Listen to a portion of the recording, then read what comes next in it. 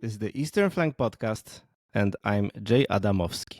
On this podcast, we discuss the latest developments in the field of defense in NATO's 14 Eastern member states. In this episode, we will have a closer look at two interesting programs underway in Poland and Slovakia. First, we will discuss Poland's plans to buy up to 4 new submarines for the country's naval forces. This much-delayed program has been underway since at least 2014, but it could soon enter its final phase. Later, we'll also talk about Slovakia's plans to buy up to 104 new tanks for the country's land forces. This acquisition is expected to enable Bratislava to replace the last of its outdated Soviet-designed T-72 main battle tanks. We begin with Poland, where the country is advancing the much-delayed Orca program, under which Warsaw could buy between 3 and 4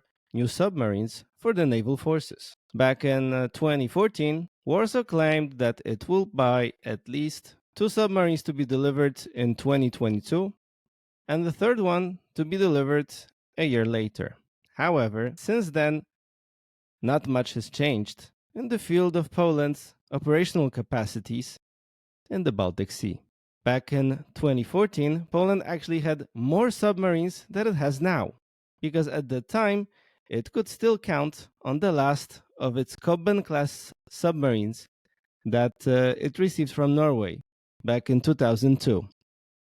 However, in 2021, the last of the 5 acquired submarines from Norway was withdrawn from service. And now, Poland has only 1 remaining operational submarine in its fleet, the ORP Eagle, which is a Kilo-class submarine that Poland acquired around 40 years ago. This, compared with Russia's fleet of around 60 submarines, is definitely below Poland's required operational capacities in the Baltic Sea, where Russia is also ramping up its capacities. Since 2014, fortunately, a lot has changed in Poland in terms of the country's defense budget. In the aftermath of Russia's invasion of Ukraine in 2022, Poland's parliament passed a law under which the country's authorities are required to spend at least 3% of the country's GDP on its armed forces. This year, this level will be exceeded, as Poland is preparing to spend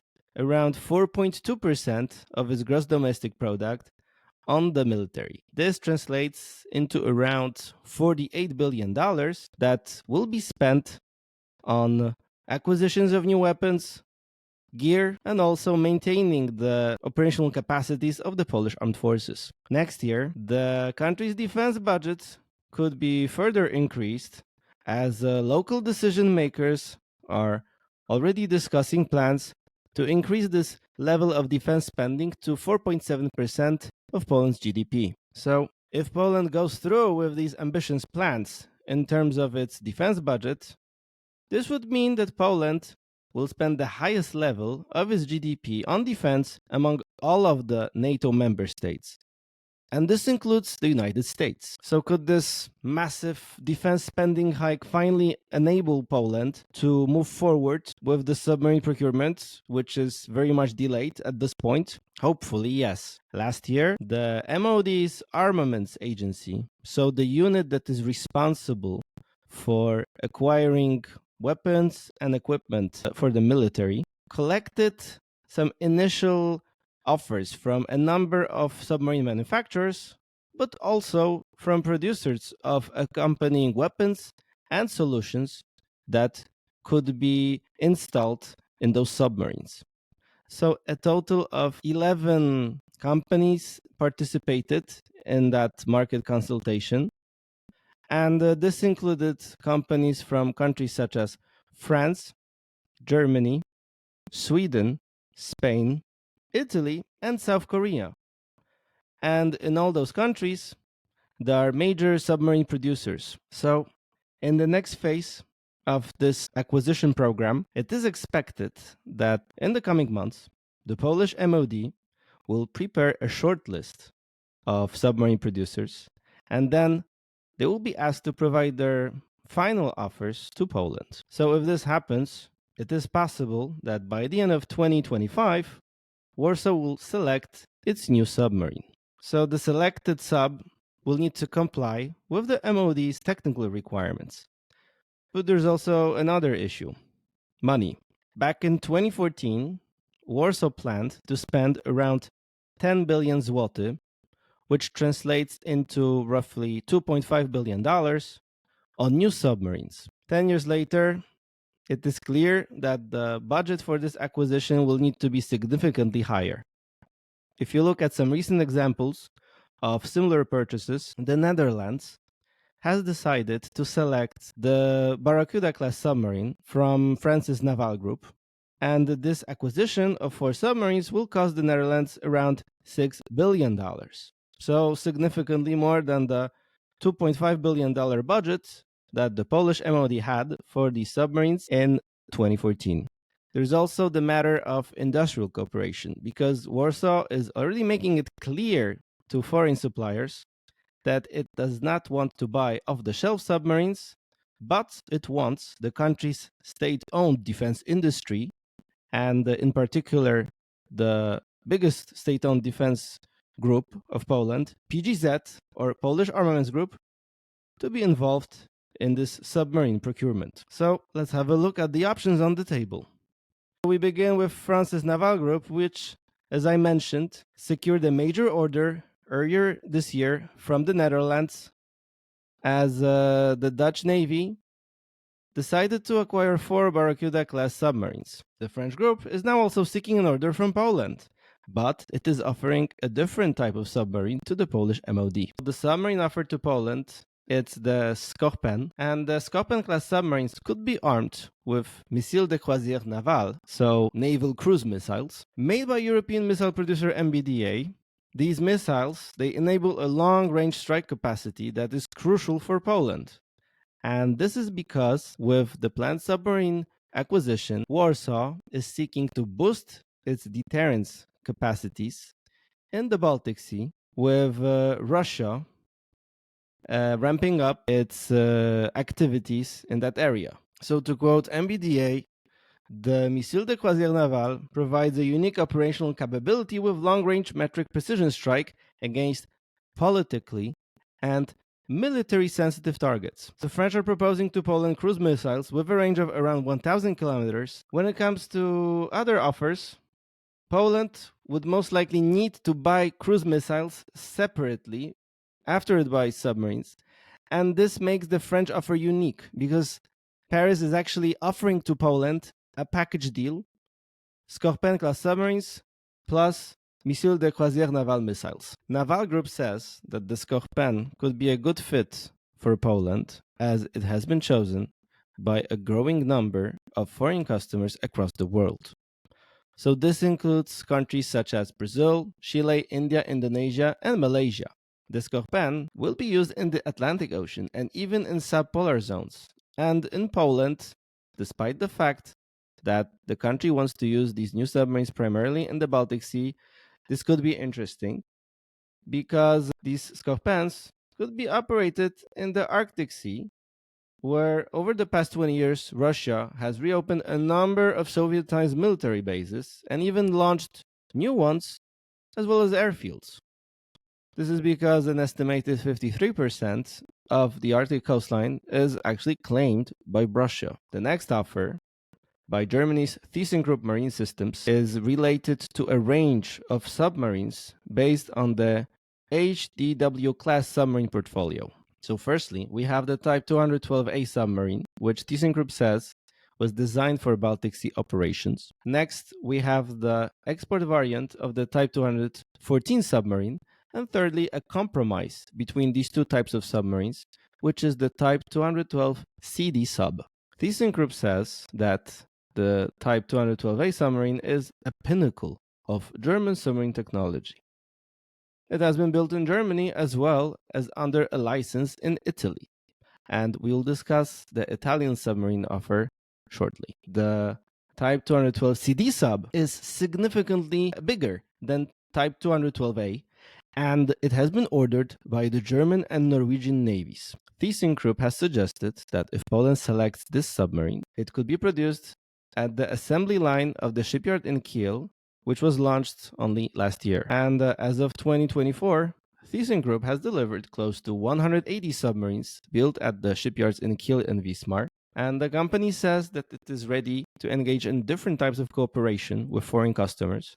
So it could basically deliver a ready submarine for a country's navy, but it could also engage in industrial partnership with local players such as PGZ. And this is particularly of interest to Poland because PGZ has a shipyard, a subsidiary called PGZ Naval Shipyard, based in Gdynia, the second largest city on the Polish Baltic seashore. And it is very likely that whoever secures this submarine procurement from Poland will need to offer an extensive industrial cooperation package to PGZ Naval Shipyard, so that this yard is also involved in the manufacturing of those submarines. So ThyssenKrupp is a German company, and under the previous Polish government, which was ousted from power in December 2023, it was unlikely that its submarine offer would be selected by the MOD. Why is that? So Poland's previous government of the Nationalist Law and Justice Party had very bad relations with Berlin. It had very bad relations with the European Commission, and it was basically trying to look for defense industry partners outside Europe. Now, the government that is in place, the centrist cabinet that was sworn in December 2023, has significantly improved Poland's relations with the European Commission.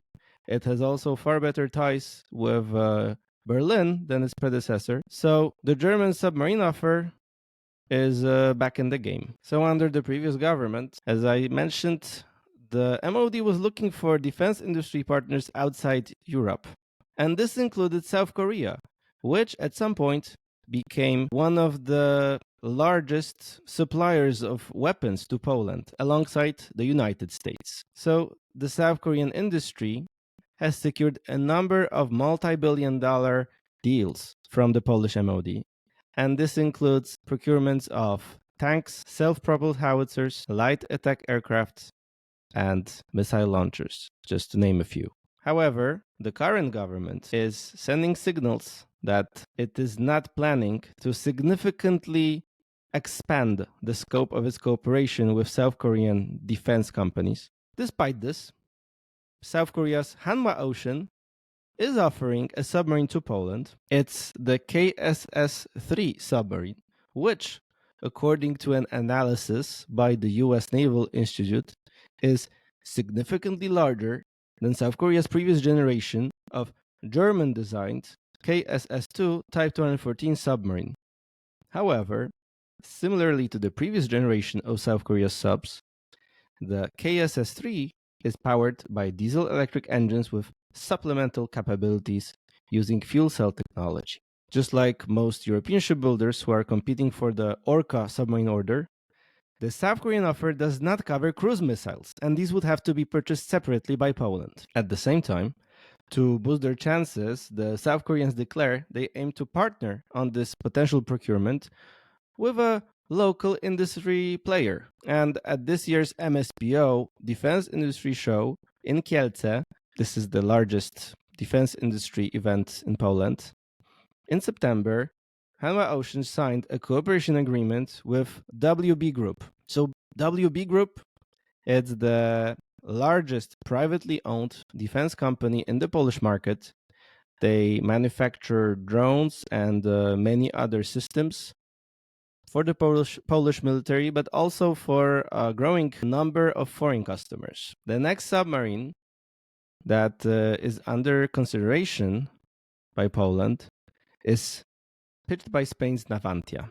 So the Spanish company is offering to the Polish Navy its S-80 Plus class diesel-electric submarine. This sub has been operated by the Spanish Navy and the first unit was commissioned into service in December 2023. As we know, Spain's submarine program has been significantly delayed, as Madrid awarded a contract to Navantia in 2004, and it was only last year that the submarine was deployed into final sea tests. Navantia is offering to Poland to arm the submarine with Tomahawk long-range cruise missiles, but also the naval strike missiles, and Poland has already purchased a large number of NSM from Norway's Kongsberg, their manufacturer.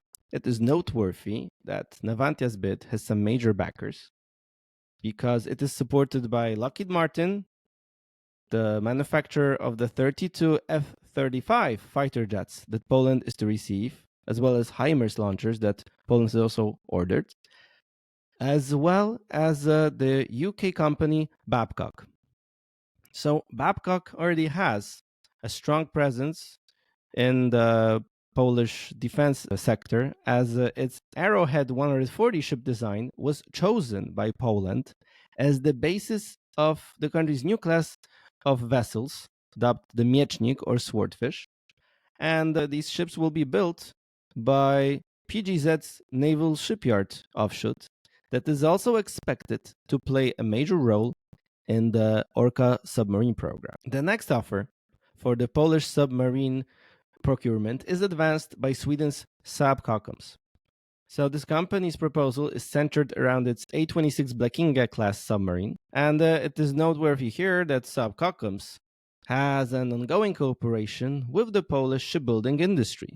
This is because under the Dolphin program, Saab Kockums has teamed up with a local shipyard, Remontowa, and together they are building two signals intelligence vessels for the Polish Navy. So those two ships are scheduled to be delivered to Poland in 2027.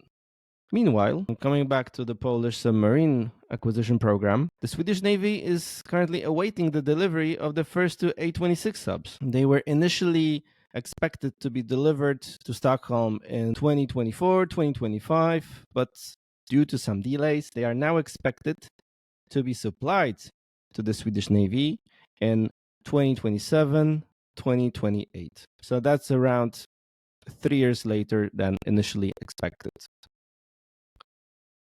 Securing an order from Poland would definitely mark an important success for Saab Kockums, as the Polish MOD would become the first client to buy the A-26 sub after Sweden. And to pitch its sub to Poland, Saab Kockums says it is based on a flexible approach, and this flexibility also extends to upgrades and modifications. For the Polish Navy, it could be important that, as Saab Kockums says, the A-26 design is tailor-made to the Baltic Sea and operations in its shallow waters. In addition to this, the submarine is also presented as an extremely silent vessel that could be difficult to be detected by enemy raiders, so basically by Russian raiders. The A-26 also stands out with its use of a Stirling engine, so an engine that converts heat energy into mechanical work. The Swedish company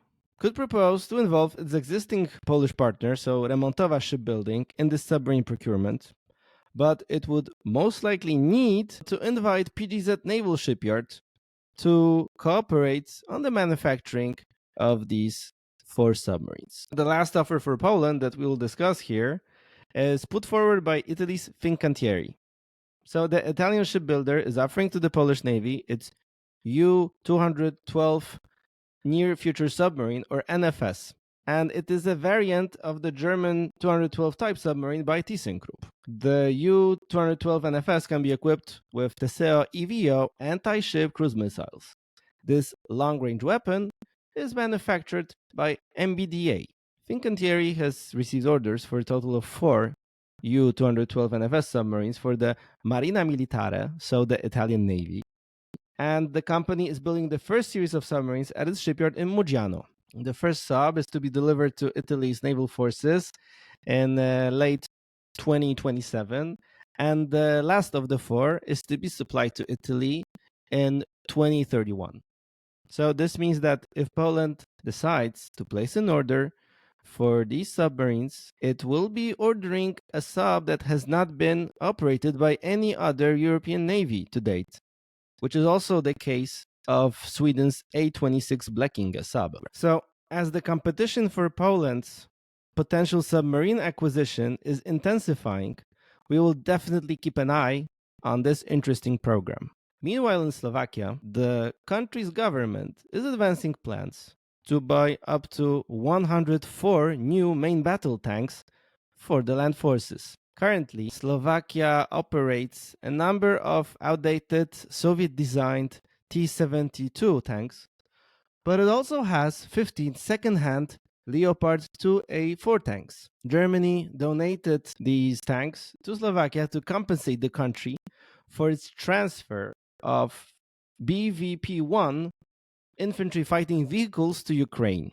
For Slovakia, there are at least three options that could be pursued.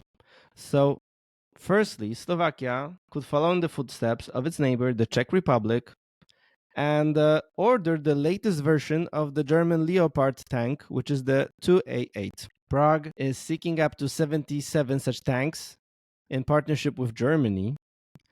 And the Czech government says its objective is to create a heavy brigade armed with more than 120 Leopard 2A4 and 2A8 tanks, which is to happen after 2030.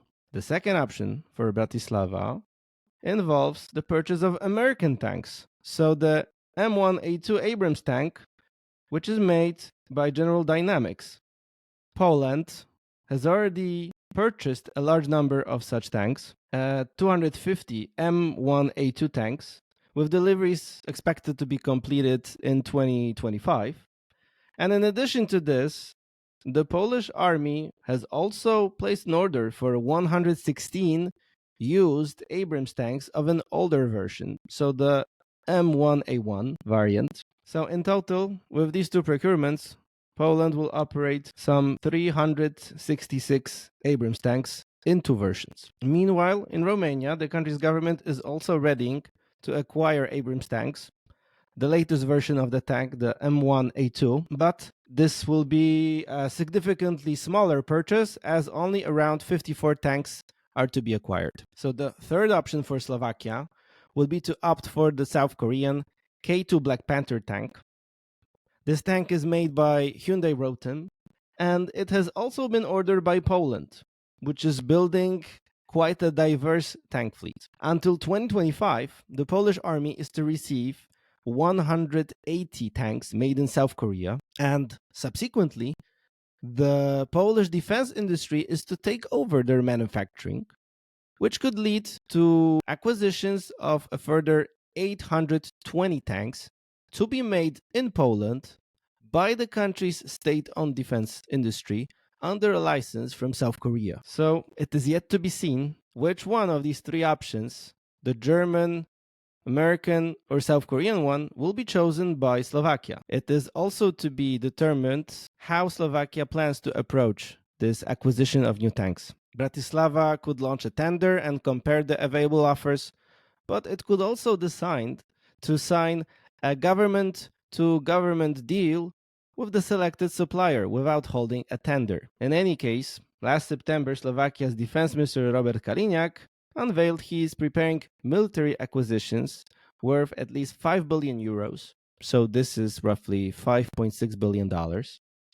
And these acquisitions are to include new trucks for the Slovak military, but also new air defense systems, howitzers, the potential purchase of additional 4 F-16 fighters on top of the 14 jets that Slovakia has already ordered, as well as new main battle tanks.